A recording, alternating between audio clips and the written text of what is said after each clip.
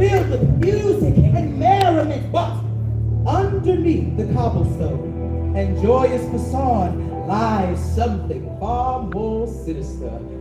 As the revelry echoes above, we descend into the deep catacombs underneath an Italian palazzo.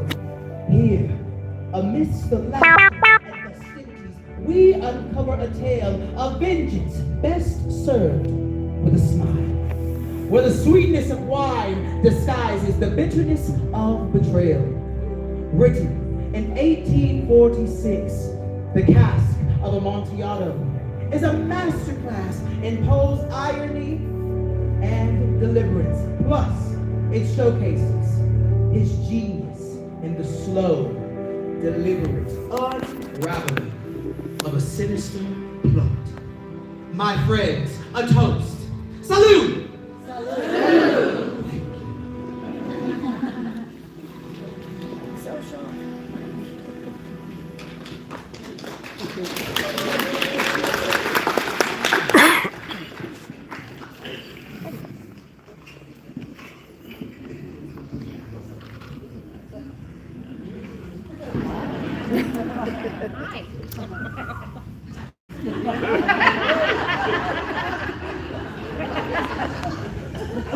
Wait.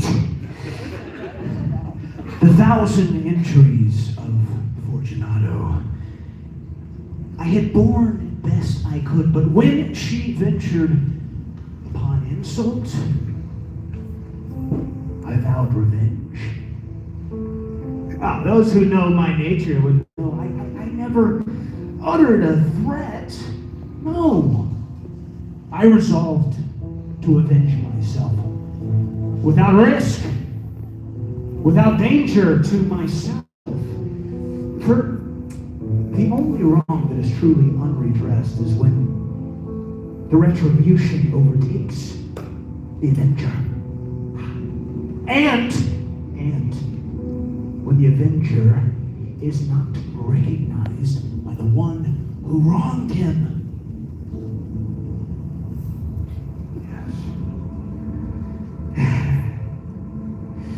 Well, here we were. That was the sweetest victory of all. You see, Fortunato, she never suspected. Not by word, not by deed, did I give her any cause to doubt my goodwill. No, I smiled at her. All the while smiling at the thought of her demise. You see, Fortunato had a weak point. Oh yes! You see, this great lady, she took great pride in being a connoisseur of wines. It would be this very pride that would be her undoing. See, Fortunato was daft in many ways, but in old wine, she was sincere. We shared this trait. It was about dusk one evening, during the madness of the Carnival season, that I encountered her. She was full of joy and warmth. These were marks of a woman deep in her cups, for she had drank very much. And she had this tight outfit on, a striped outfit with a conical hat and bells on her head. Oh, yeah, she was the very image of a jester. Oh! But how glad I was to see her. Ah, my dear Fortunato! How luckily you are met. Wow, how remarkable you look this evening. But I have received a cask of what passes as Amontillado. I have my doubts. Amontillado? Impossible, and in the middle of the carnival? Well, indeed. I have my doubts. Gee, I was foolish enough to pay the full Amontillado price without consulting you first. I feared missing out on the bargain. But I'm just on my way down to consult with Lucchese. See if anyone can distinguish Amontillado. It is he. Lucchese cannot distinguish Amontillado from sherry. Ah, yes. But some fools think his taste a match for your own.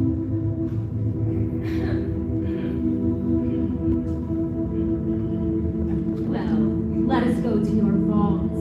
I have no prior engagements. Come, let us go. Oh, no, friend. It is not your engagement. It is the severe cold with which I perceive you are afflicted. See, the vaults they're insufferably damp. They're encrusted with niter. Let us go, nevertheless. This cough is nothing. Oh. Amontillado! You have been imposed upon. And as for the guessing, well, you can't tell Amontillado from sherry. I put on a mask of black silk. I pulled my rope there closely around me, and I allowed her to rush me off to my palazzo. There were no attendants at home, for they had absconded to make merry in honor of the times. I gave strict orders not to scurry from my house, ensuring their immediate disappearance as soon as my back was turned. We descended down a long staircase. I cautioned her, be careful. Till at last, we stood on the ground floor of the Catacombe de Montresor. The catacombs of the Montressors. The pipe is just a little further down. Observe the white wetwork gleaming on the cavern walls. Nicer? Yes. Oh. How long have you had this cough? It's nothing. No. We will go back. All right, your health is far too precious. You are rich. You are respected. You are beloved. You are... Well, you are a woman to be missed. And for me, it is no matter. After all, there is always Lucchese. Enough! This cough is nothing. It will not kill me. I shall not die of a cough. Oh, true. I do not mean to unnecessarily alarm you, but you should take every necessary precaution. This draft of Medoc will defend us from the dams. I drink to the buried that repose around us. And I drink to your long life.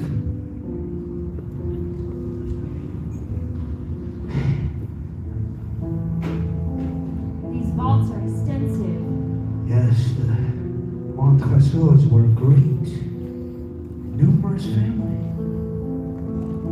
I forget your arms. Huge human foot d'or on a field azure. The foot crushes a serpent whose fangs are embedded in the heel. And the motto? Nemo Mambune. I guess it. Good.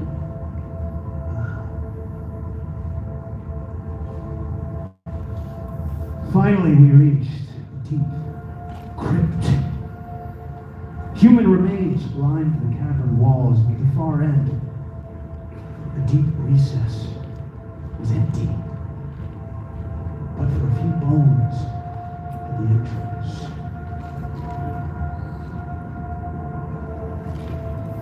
Proceed herein. The Amontillado is there. And as for Lucchese, No, Lucchese is an ignorant. in an instant, I had her chained up against the wall. As I pulled back, her intoxication made her slow to comprehend, but realization dawned in her eyes. The nighter, feel the dampness. Once more, I implore you to return. The Amontillado! Ah, yes! The Amontillado! And with that, I began to wall up the niche. Brick by brick. The first level went quickly, but as I made my way to the third and the fourth, there was a furious vibration of the chains. Fortunato was no longer drunk. The figure within grew still. Then suddenly, Fortunato let out a series of loud and shrill screams.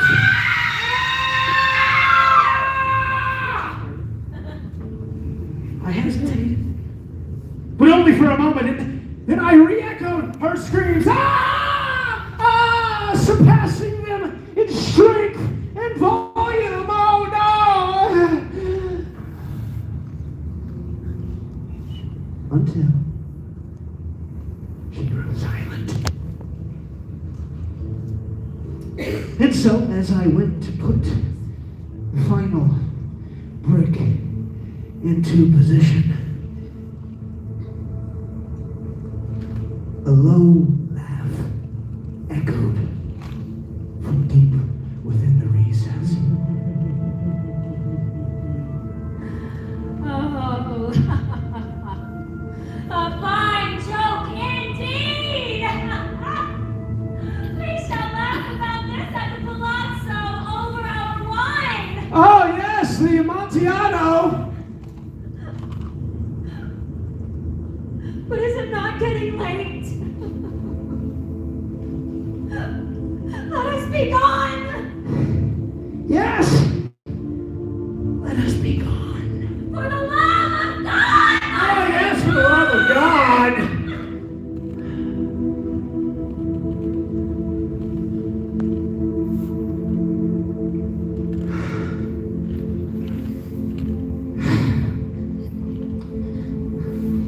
My heart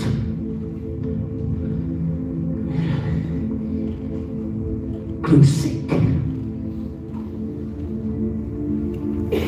on account of the dampness in the catacombs. I hastened to finish my work. I plastered up the final stone. I re-erected the rampart of bones. And for half a century, no mortal has disturbed them. In pace requiescat.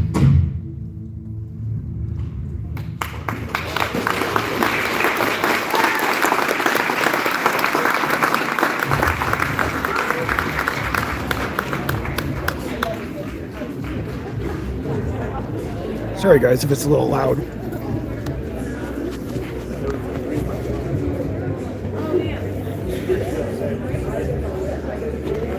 Next reading coming up in a little bit.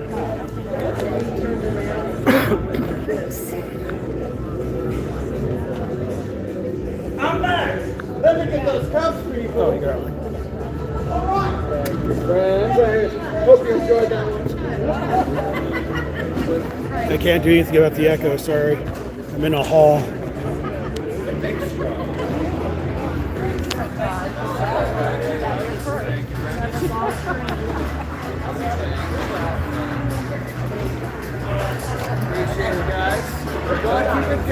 I'll get it. Careful, careful. Sorry, we're passing cocktails around.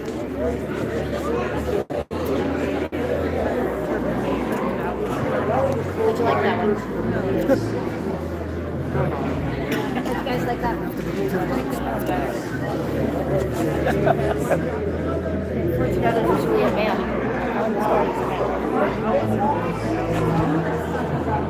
Got 2 or 3 more readings. I hope my battery lasts. Like that one. The drink? I know, like this story. Oh, the story. Like I said, I like most better just because I don't know about this. They send you, they give you cocktails between each reading. Mine's a mocktail because I'm driving, so I can't have alcohol.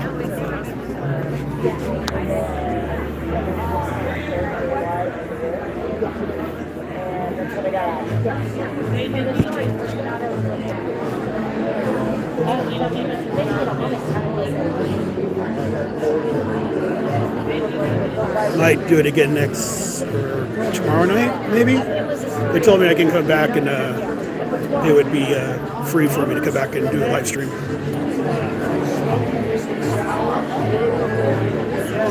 Now they got, there you go.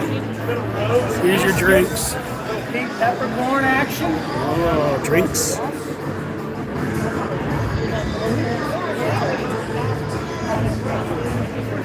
Tom's video. Yeah, without a leash. What's going on? No, I'm saying you're videotaping, or you're doing the video, but I didn't get the... I'm live streaming. Yes. Everybody's liking it?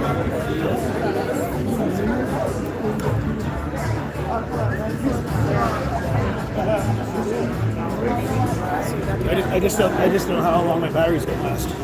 I'm live streaming. Because I'm live streaming. I don't have to start my stream back up. Are these regular?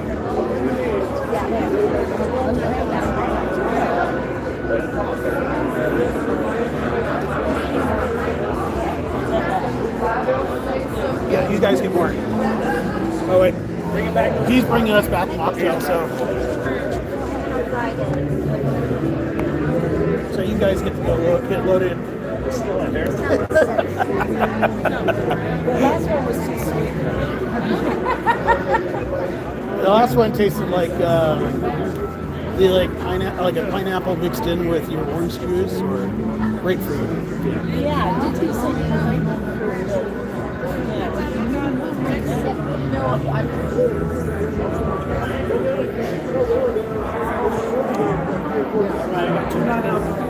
Awesome, thank you.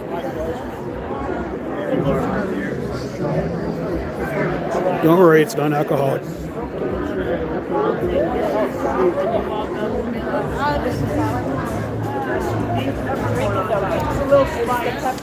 Tastes like pink lemonade.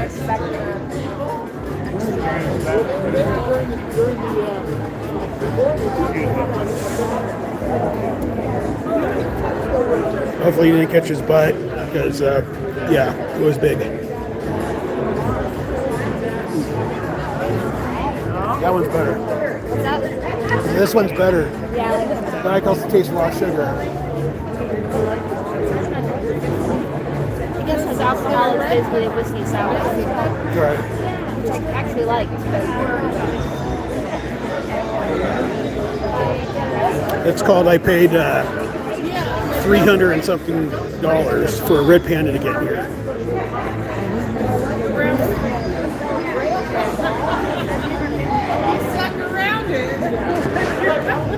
So I'll let you guys see what's going on.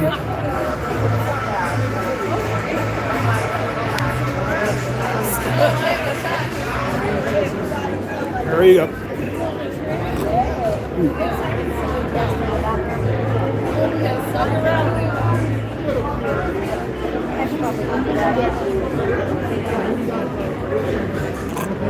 It actually tastes really good. Okay, what do you want me to do? My name is Sally. Sandy.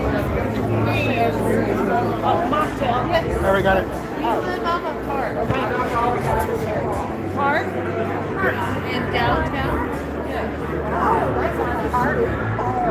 Oh, I'm sure he's safe. I checked before I went live on my phone. That's my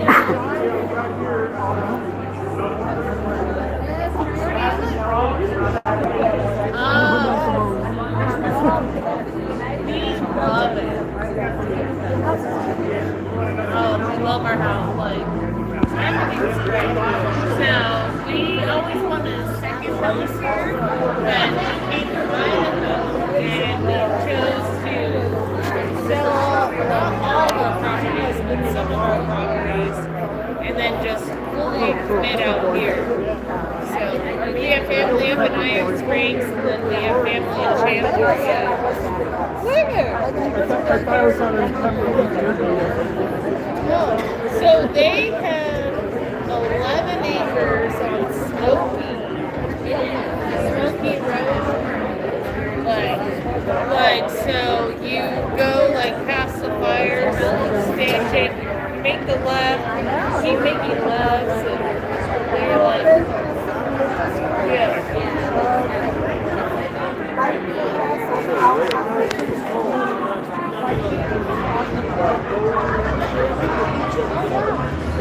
That's cool. So were you always out here? Thank you, Coco, for the dono, by the way. I just couldn't say anything during the reading. So you've been here since.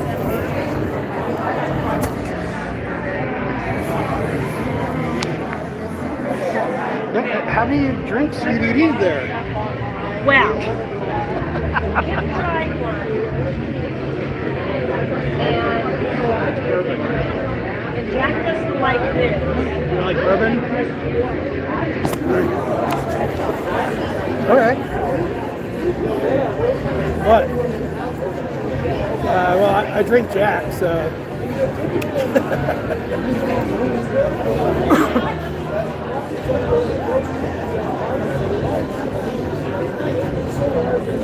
I wish I could type. It won't let me type on here.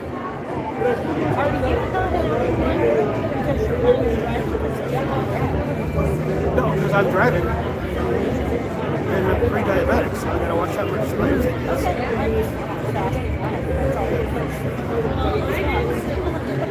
Well, I mean, I thought the whole point was I was driving back, so he could drink.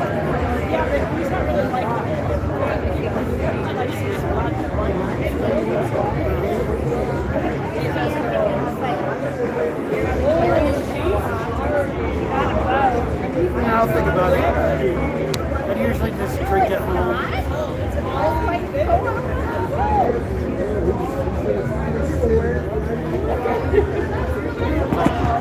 Trying to have fun.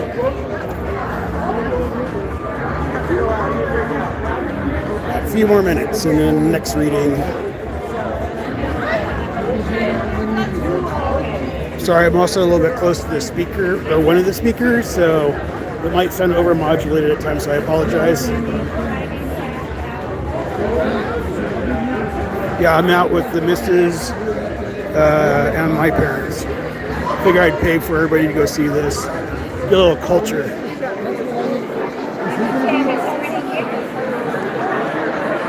What? I made $20 in the first 5 minutes. Yeah. So, why not? She went to the restroom.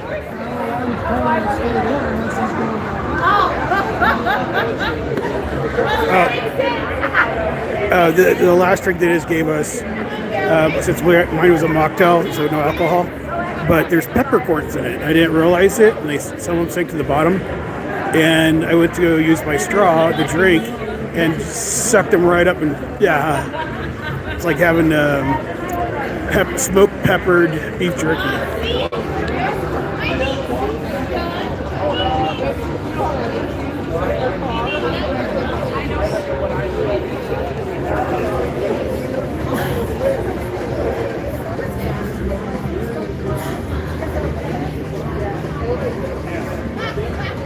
Oh, they're hot in my mouth. I can still taste it. The guy's bringing me another mocktail to help flush the peppercorns out of my mouth.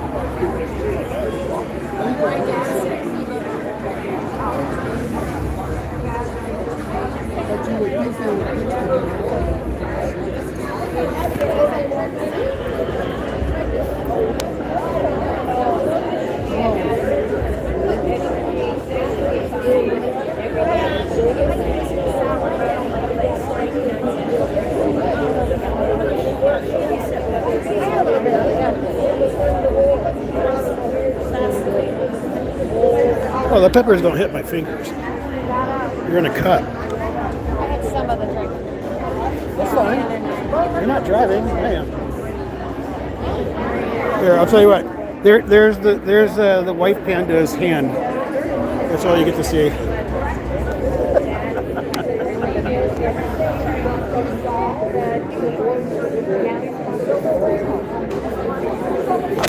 Lori said you're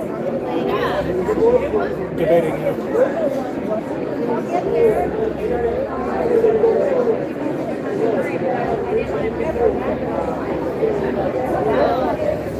Well, she had to shave to get in here.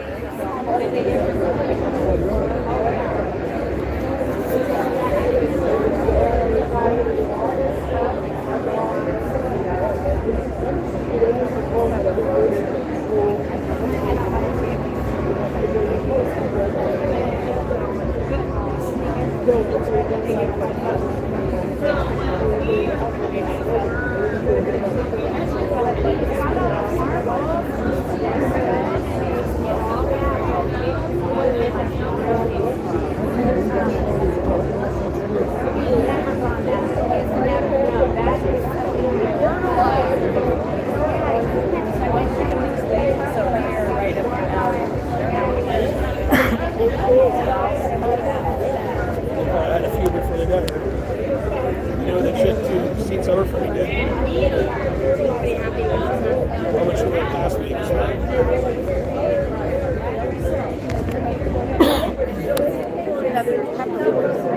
Yeah, just watch out. I'd accidentally got some in my mouth. Yeah. Pretty hard.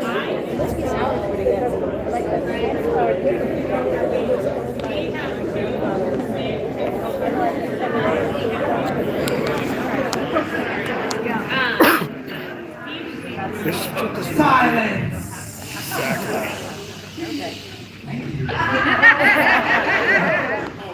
We have now just witnessed the cold, calculated vengeance that has unfolded underneath the Italian palazzo. Ah, the smell of Amontillado still lingers in the air and perhaps on our breaths.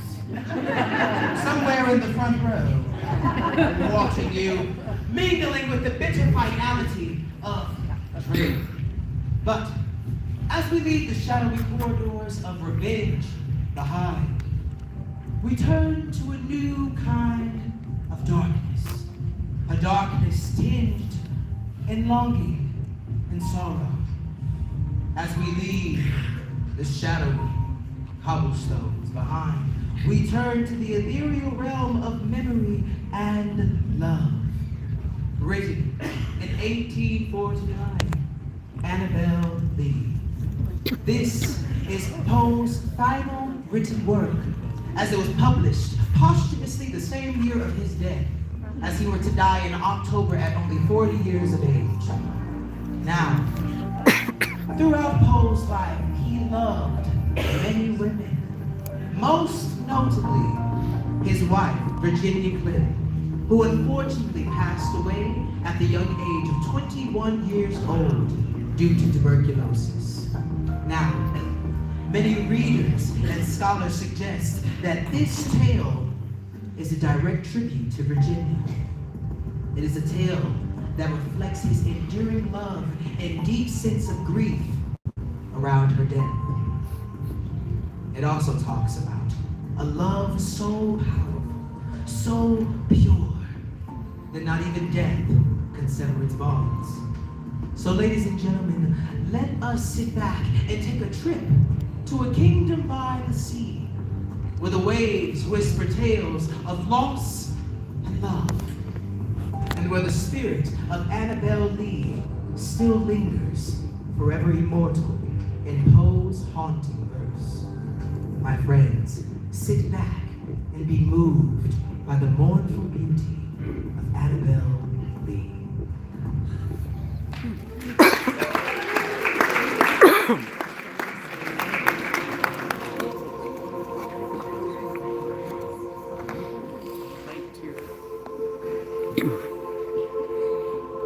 This is killing my arm.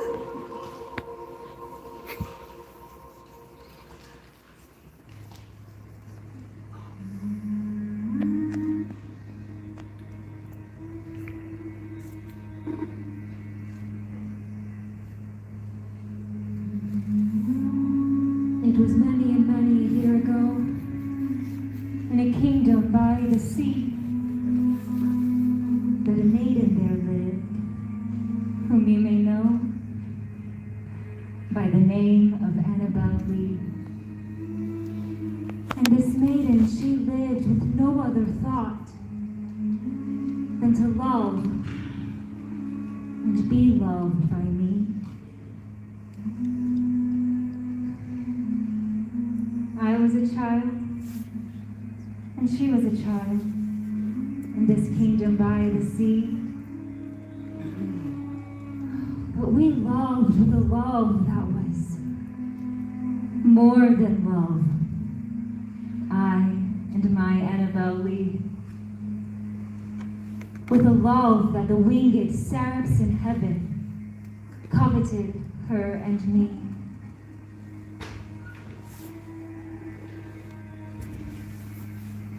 And that was the reason that long ago, in this kingdom by the sea, a wind blew out of a cloud, chilling my beautiful Annabel Lee,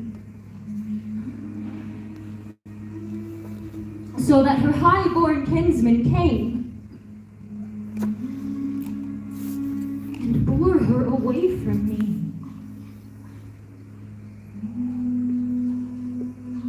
To shut her up in a sepulchre in this kingdom by the sea.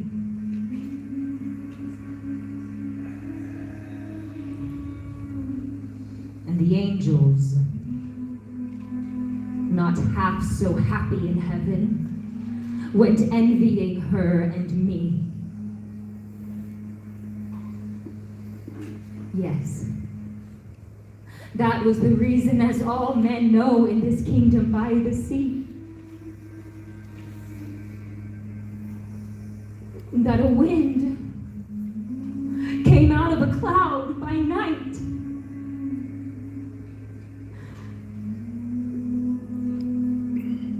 chilling and killing my Annabel Lee.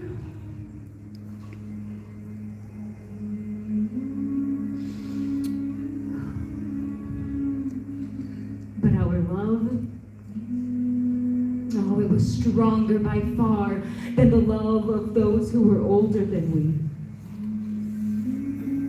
of many far wiser than we. And neither the angels in heaven above nor the demons down under the sea could ever dissever my soul from the soul of the beautiful Annabel Lee. For the moon never beams without bringing me dreams of the beautiful Annabel Lee. And the stars never rise, but I feel the bright eyes of the beautiful Annabelle Lee.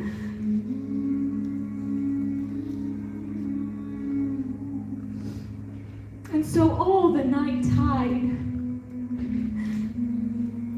I lie down by the side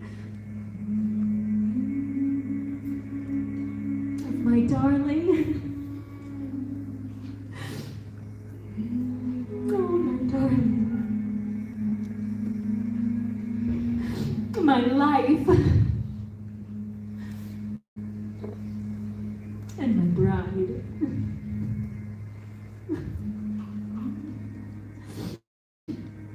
And her sepulchre there by the sea.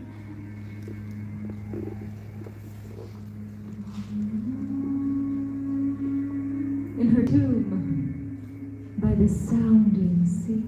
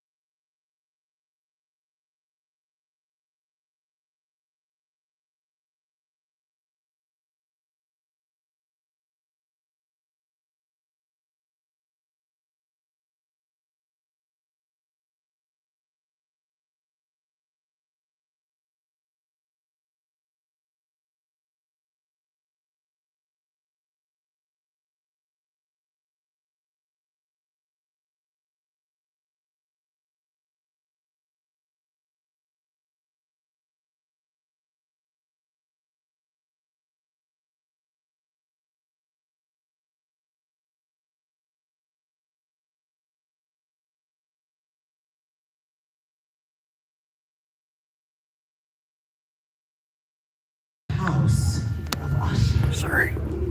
Yes. I see you also have Netflix as well. Yes. Splendid! That means you are going to know this journey. Written in 1839, at a time when the author was no stranger to the creeping fear of madness and the haunting presence of hereditary doom. Poe, having been tormented by the loss of his loved ones and his own fragile mental state, channeled these fears into a story where the very walls themselves thump with the madness of its inhabitants. My friends, this is Gothic horror at its most chilling. So, let us descend into the rotting halls of the House of Usher, where every creak, every whisper could be something far more sinister.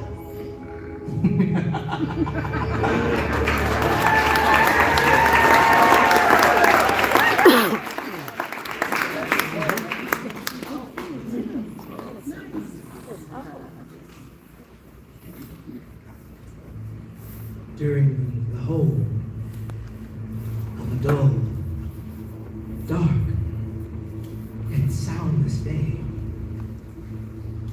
in the autumn of the year, when the clouds hung oppressively low in the heavens, I had been passing along on horseback through a singularly dreary tract of the country, and within view,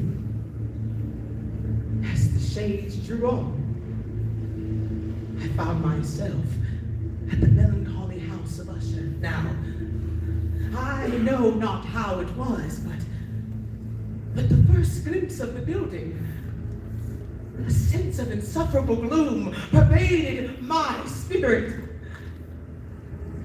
As I looked upon the scene before me, upon the mere house, what was it that so unnerved me in my contemplation of the House of Usher? Now, its proprietor, Roderick Usher, had been my companion in boyhood, but it had been many years since our last meeting.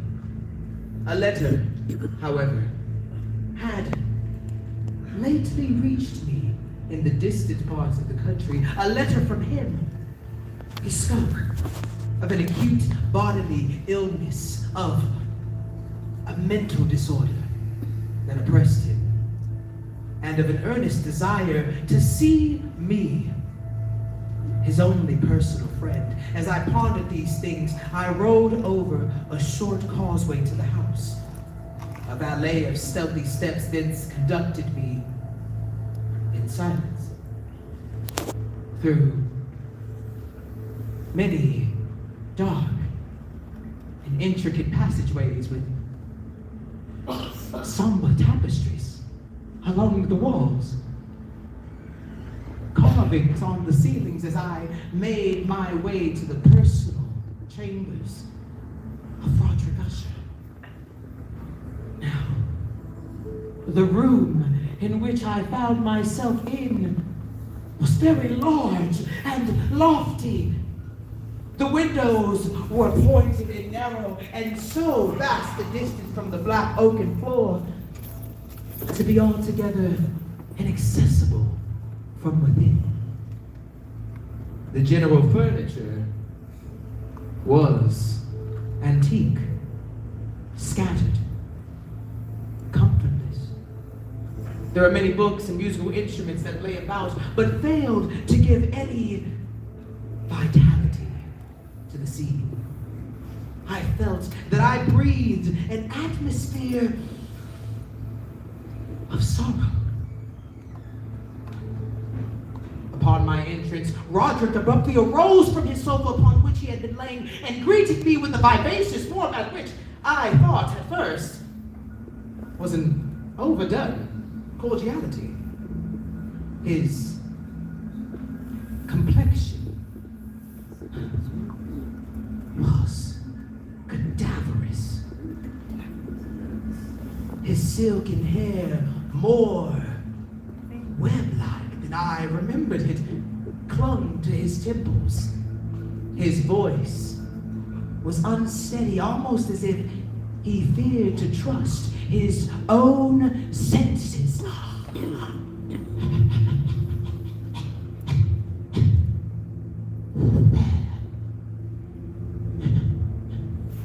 The conditions around the atmosphere,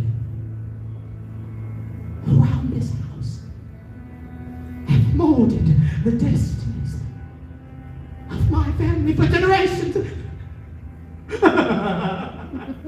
Do you not feel it, my friend? There is an influence, a curse, which no mortal can escape. Do you not feel it, my friend? The decay that pervades the air.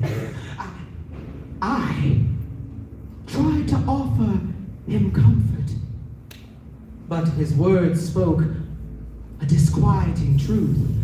The whole mansion, from its foundation to its crumbling turrets, breathed forth an air of sorrow. I could see it in every stone of its dilapidated exterior, in every shadowed corner of its vast interior.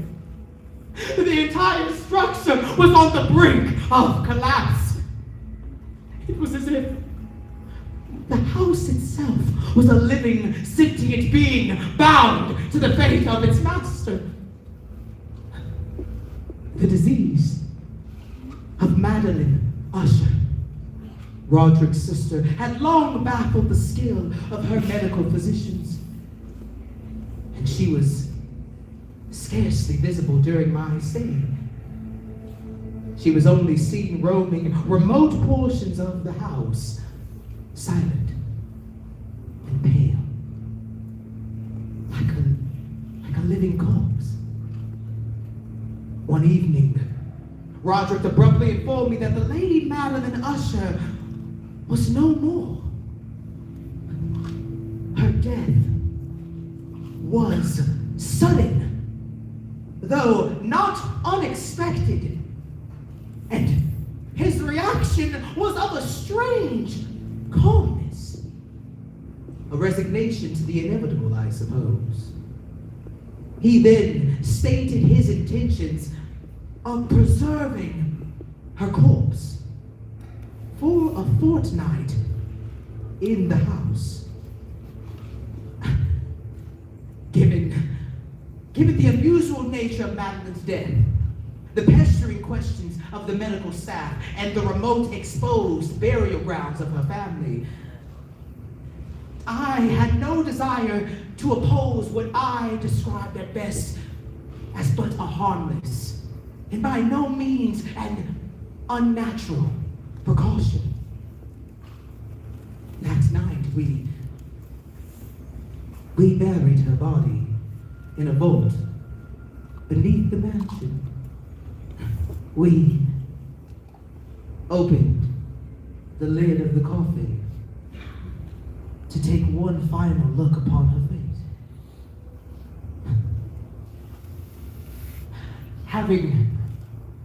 Having sealed the door of iron, we then made our way to the scarcely less gloomy apartments of the upper portions of the house. And as the days passed, Roderick's demeanor grew more disturbed. He wandered the halls aimlessly, his eyes widened with fear. He spoke of strange sounds that echoed throughout the mansion, footfalls and whispers that had no origin. The storm that gathered outside the mansion seemed a reflection of his inner turmoil. You must not. Shout out, Roderick, please get away from the window. The air, it's dangerous. You please sit. Let me read to you your favorite novel so we may pass this terrible night.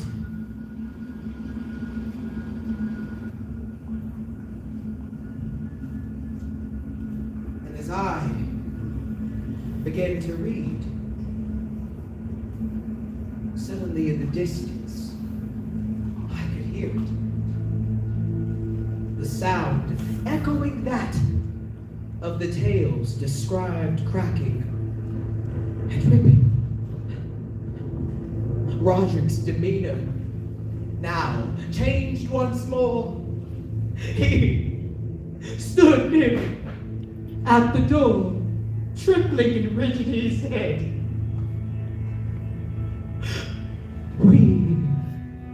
We buried her, living in the tomb. Oh no! Now here she comes! Her struggles! Her heartbeat! Her footsteps on the stairs! Oh, madman! She cried! I tell you now! She stands there at the door! As if by spell, the door swung open! And there stood the blood-stained, emaciated figure of Madeline Usher. She stood for a moment, then reeling to and fro. Then with a low moaning cry, she fell heavily upon her brother. And with the final death agonies bore him into a floor. As a corpse, horrified, I fled the mansion. As I fled the mansion, a wild light flashed through the house. Oh, the blood moon shone through a fissure in the house of Usher. It widened rapidly. The stones began to crumble, and with a tumultuous roar, suddenly and silently fell the final fragments of the house of Usher.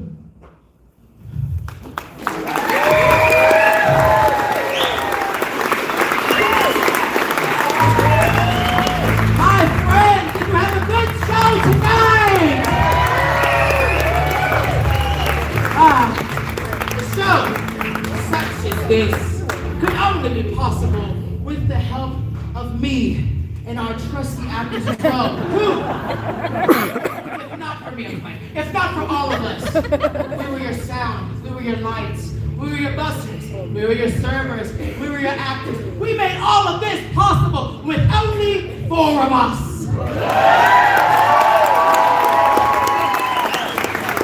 Yes.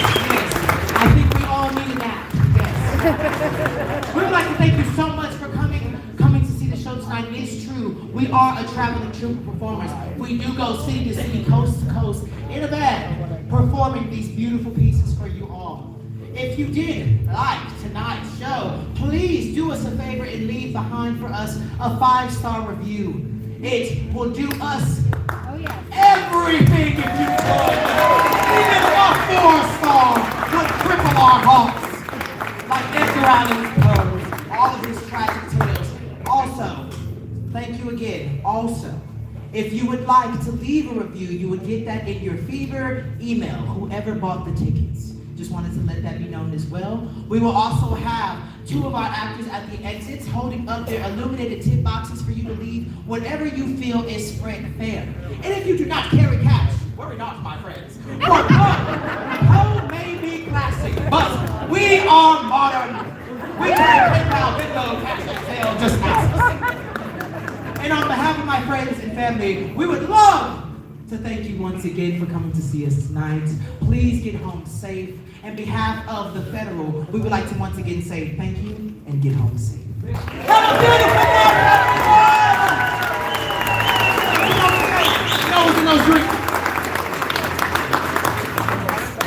All right, thanks for joining me, guys.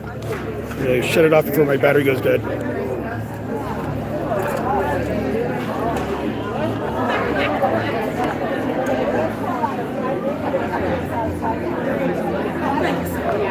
Thank you so much. It was great to meet you. Yeah. Look at that soil. Yeah, I'm coming.